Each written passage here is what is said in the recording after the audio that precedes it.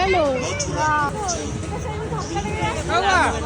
Ticket কাটলাম 60 টাকা করে দিয়েছে।